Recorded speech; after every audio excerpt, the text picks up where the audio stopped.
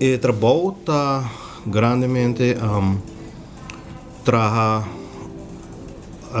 consejo para o ministro do terreno de aviação, há toezicht, ou seja, supervisão de atividade de aviação na Aruba, em sua totalidade, o 19 anexo de ICAO.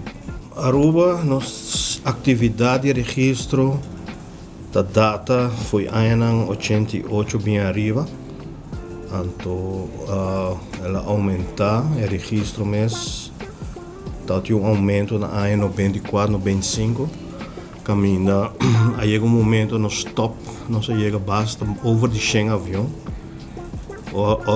rond o mundo operando. Na Aruba minha atividade está boa.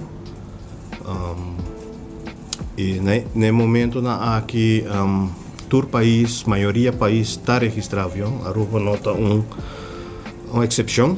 Então, para a pergunta, que nós está crescendo, sim, nós está crescendo back. Está tendo rebaixo na ano 2020 para 2022, mas já não está recuperando, cara.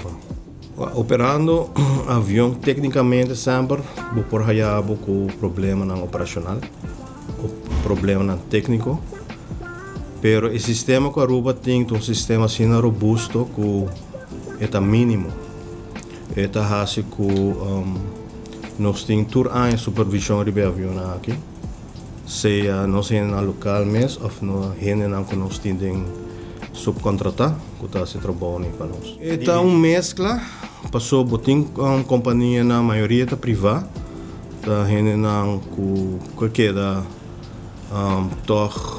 com a privacidade, operando com a família, bolando de um lugar para outro, então nós também temos operadora comercial que está conosco.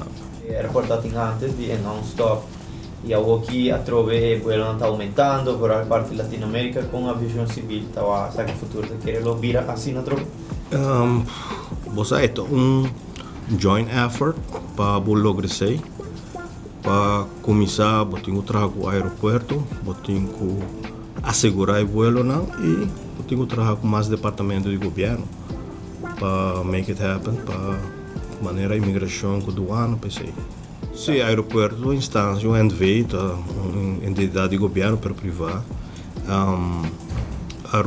DCA, a direção levar seu rol nessa aqui tá, nós temos rol de supervisão do aeroporto, então para certificar o aeroporto também.